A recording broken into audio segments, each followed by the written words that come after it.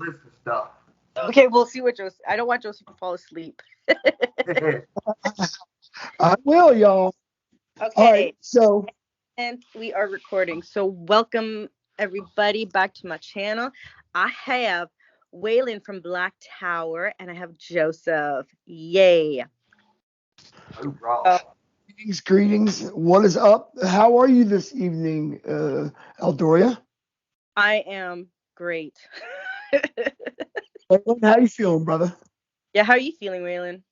Fuck, I'm excited as fuck. I finally get to meet Eldoria and be on her motherfucking channel. The next female antichrist in the rising of power and authority. Eldoria, I can Oh, only see your face again. don't tell anybody my secrets, guys. Shh. Yeah, Waylon and Joseph have been very, very supportive of my channel. They both have been following me since my channel has started, which 2 years ago. So it's really, really flattering, and it's really nice to have these two guys who are very knowledgeable and awesome magicians. Waylon, I've checked out your channel and I've seen your content, and I've seen you doing podcasts with some people too. You're super cool, and you have so much knowledge, and you know both of you guys are very grounded, you know, and you can see that off your energy. So I'm excited to see us doing more podcasts together. Waylon, I would love to have you on my channel more often. Demetrius was supposed to be with us tonight, guys, but he couldn't join us, but he will. And you know, uh it seems, Joseph, that people are liking our content together. So, hey, Hear uh, that? Well, mhm. Joseph's a pretty fucking like out there guy. Like Joseph does some of the more intense, deeper workings concerning I won't say necessarily left hand path, but the darker, more sinister stuff. Some of the more advanced Black Adept stuff, dude. I mean, as like I said, as long as I've known Joseph, shit, that dude he can pace me. He can stay right there with me. I never lose him. I'm like, holy fucking shit, dude. Thank you, brother. Thank you. I appreciate the kind words. So, what I wanted to start off here tonight is I wanted to talk a little bit about chaos. And as soon as I'm finished reading these few paragraphs, we could talk a little bit about the womb and the void and chaos as she stands. So, in the beginning, there was lawlessness and a pan-dimensional plane of infinite time and space. This, this we call your chaos, and it still exists today, ruled by the unknown God, chaos unbound by the laws of cause and effect, and free of all limitations of causal law. This is freedom. Everything is possible within the boundless chaos, even the formation of cosmic order. The demiurge created the cosmos, which is surrounded by the anti-cosmic. He created a causal existence of cause and effect, three-dimensional space and finite existence. The demiurge is the cosmic warden, which imprisons the stolen sparks and traps them in a system of reincarnation in the flesh. When we die, our memory is erased, our ego dies, and a new ego emerges, but our spirit is eternal. Through evolution of the mind, we must dig deep into ourselves and discover the black flame, the hidden gnosis carried by our spirit and blocked by our mind. Our ego is crafted in order, um, while the inner black spark is where we will find the black flame. We must kill the ego to get to the spark. This is the unconscious mind. We must elevate to understand our true form. A popular misconception among satanic Gnostics is that Satan is the unknown God. This is not true. Lucifer, or Satan, or Samael is the bringer of the black flame from your chaos. He resides in Citra Aqua, or the other side. He is a nameless chaotic God. We name Satan to correlate with. The name is just a title, but what he accomplishes and how we work with him is much deeper than this title. He has nothing to do with the Christian Satan, with the exception that he stands as the adversary to the cosmic bondage of the demiurge. He seeks to return to your chaos and can once cosmic order is destroyed and the sparks returned. The Haveoth are the 11 anti-cosmic gods which we work with to return to your chaos. When united, they form the Haveoth. And by discovering our inner black spark and killing our ego, we strengthen the anti-cosmic, which flows throughout the cosmic order. Cosmic order was created when the demiurge took a central point called the Tzimtzum, and it exploded his inner light outward. He surrounded the void and penetrated his light inside, and thus created the cosmos through 10 emanations. The Ein Sof was the limitless light, which penetrated into the 10 spheres of the Sephiroth. In the inverse, Qilpothic was formed, a dark side in contrast to the day side. We call Sitra Akra. Sitra Akra is not your chaos.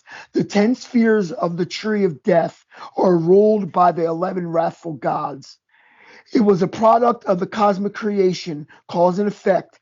The adverse of Ein Sof are known as the three powers before Satan, which are Tohu, Kemetiel, crown of gods, Bohu, Belial, without God, and Chesek, darkness, uncertainty. These are the adverse tree of Ein Sof and Ein Sof hour. These are the latter to return to your chaos. Satan exists for one reason, to return all to your chaos.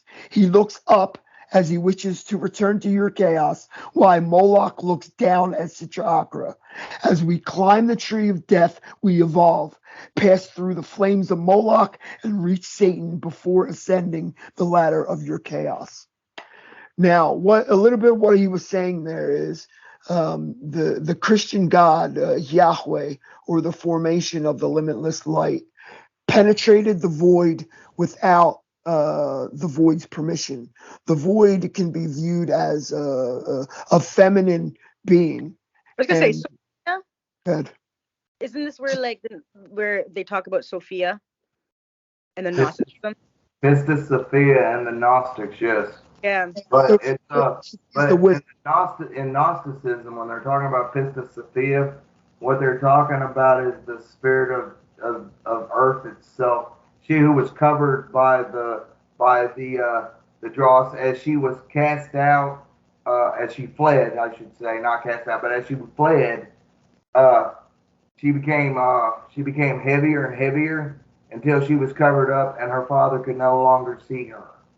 Mm-hmm. And that's why, this is gonna sound really out there, but this is how it works. So there's old Latin terms for plants and flowers and stuff.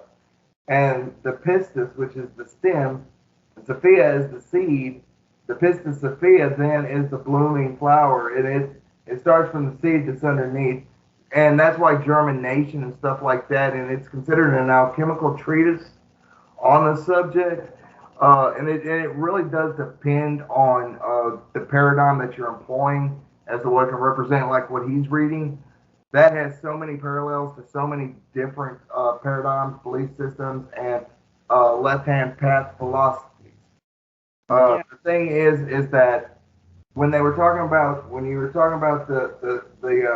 void and talking about the abyss and all that, you got to think of it that it's like the way I was taught and I was shown over 20 years ago was that it refers to the three black veils. And the three black veils are very much akin to Ein Sof, and Ein Sofer, but they are of the negative vibration. And that's why, like, when you enter into the demonic, or what they call the denser realms, the chthonic realms, then you're dealing with what is known as the negative confessions. Now, you will hear negative confessions used a lot in, like, Egyptian underworld lore.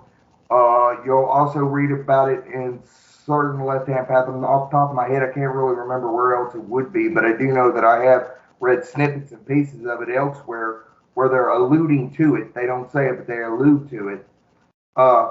Is that it's a form of, in Egyptian underworld mythology, the negative confessions are the ones that are untrue, that you must defend yourself against. And that's why the Egyptian Book of the Dead, it tells you what you're supposed to say and so forth and so on.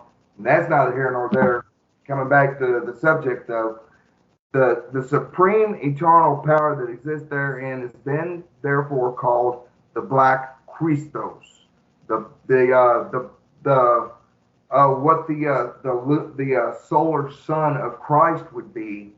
This is the black sun's emanated body into the Christos, but it's the I want to say it's there's another word it describes Nox, which is night, being so it's a dark Christos, and that's not necessarily a savior head. Then what it is much like in anything in high magic, is that it's therefore a template or a formula for the attainment of certain states of being, or ecstatic, atavistic, and there's one other one I don't remember off the top of my head. But what it does is it allows for a further deeper transformation of what is known as the shadow. Now I hear, and I'm not trying to just keep going on and on, but now I hear so much about this killing of the ego. And to understand what they're saying is one thing, but a lot of people think they misinterpret or misunderstand, and they're thinking, oh, the ego's got to die. Dude, the ego is very much necessary. The ego is the false shadow. And by the false shadow, what I mean is it's like when you look in the mirror, that's not you that you're truly seeing. You can imagine that is akin to the ego. Because there it begins of, oh, do I look right? Do I look presentable? Do I look this? Do I look that? It's worried about lower vibrational, lower, small mind thinking or lower mind thinking. But in this instance, what's happening is that you are reconciling that part of yourself because it was born of pride. And who is it that we hear so much about in every historical religious text concerning pride? But Lucifer.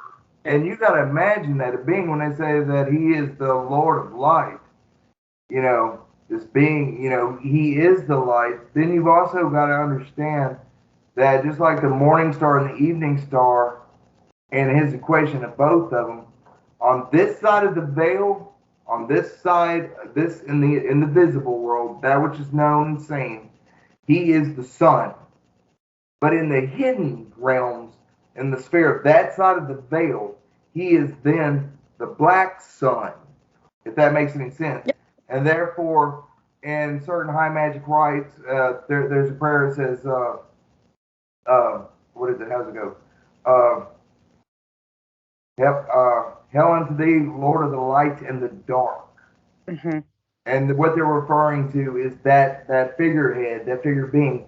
And therefore, the dark Christos I was talking about is Lucifer. Because as a symbol or an archetype of salvation, you don't free somebody. You teach somebody how they're imprisoned, how they're chained, what's holding them back. They change it. They free themselves. Therefore, the dark Christos is a much better example of what the black and death is, rather than the light Christos, which is the one that has resurrected and been reborn from that shadow. And I'm sorry about going on so long, but I love that shit. Great. That was great. It's good. But yeah, what Yahweh did is akin to cosmic rape. And I don't mean to make that sound small or funny, but he injected his infinite, boundless light into the void and sought division. So he was the first one to seek division. He was the first one to cast that first shadow. And Waylend, me and you talk about this a lot. When we enter into our first rites of blasphemy, we cast our first shadow. Yeah. What evil in men's heart lie when at first they thought themselves a god, and this was the birth of the first shadow. But I'm going to go with what Eldoria said earlier about the Gnostic Sophia. The story goes Sophia was raped, and that's why she fled in. I want to say it was not out of fear, but out of shame. I heard that she just wanted to create by herself and not have any attachment to the other spirit, and You're that, correct. yeah, and then she became lower dense, and then she created She created Yaldabaoth yeah, without her that's consort. And see, and that's what's thing, because Jezebel both, some say, is Samael, right? But Yes. then is he's not Jehovah, or is he Jehovah? Like, no, there's totally different separate, people can get confused, because I was confused. I'm like, wait a minute. So what is it? The demiurge is Yazabal Booth? yeah. The reason why I said your initial take on the Sophia is correct with that is the fact that imagine it like this right here. Whether she fled from shame, from guilt, from fear, or because she was trying to get away, as you said, uh, mythology is just a blueprint to memory, so Hmm. that we remember ancient myths that had key lore, key mysteries that we were supposed to remember for all time. If your psyche and the state of development that you're at spiritually, if what you get from that is that she went forth to do this, then that is by all means the truth. And by truth, what I mean is truth is not a singularity. Truth is a multifaceted concept. And Hmm. so we're all wrong and we're all right at the same time. Yeah. But it's what you get out of it and the transformation that's born of it. And check that. Think of it That's this way, like you just said. Okay, so uh, uh, so either through rape or through sex or whatever, through whatever means it was. That's the inception of seed into the womb. Okay, and hmm following that same concept, that's the same thing that happened to you when you went thinking about it. Was the fact that, oh, here's the truth. Well, what did that do? That went into your mind that she left so that she could go create something, right? hmm Well, in your world, you thinking like that, you believing like that, that seed of truth entered into your psyche, into your being, and all of a sudden it awoke vast potential and capability and meaning and purpose. And hmm then whatever in your own personal magical practice that follows suit because of that belief system or that thought, that is the birth of Lucifer. Yeah. That is a Yeah. manifestation of it. That is cool shit. So I wanted to talk a little bit more about Havioth, the 11 anti-cosmic gods, since we talked a little bit about chaos and what happened when the limitless light went into the void and the sparks broke off and created the anti-worlds and the 11 wrathful gods. So Havioth, which is Have Hayod, and Yahweh is Yod Hey Vod Hey. It's just the inverse of that formation of unlight. So Havioth had gone by other names, most recently Azerate, which is used by the Temple of the Black Light. However, Havioth is more of a traditional term for the 11 anti-cosmic gods of the Tree of Death. As we ascend the tree, we come to the first sphere, known as Nahimoth, ruled by Nama. This is the sister of Lilith. She is also known as the face of Lilith. Nahimoth is the whispers, or night specters. This is the dark side of Malkuth, our physical world, and thus the first sphere during our climb.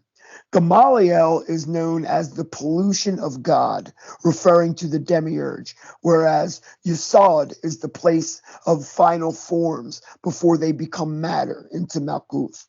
These are the adverse images that produce vile results, Lilith rules this sphere.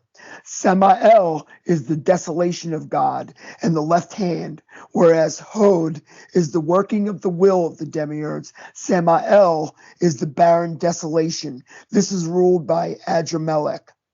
Harab Serapel is the ravens of the burning God, whereas Netzach is the oneness of love. This is the misanthropy originates. The ruler of this sphere is Baal. Thagirion is those who bellow grief and tears, where Tippereth is the place of beauty and rejoicing, guised by the false light.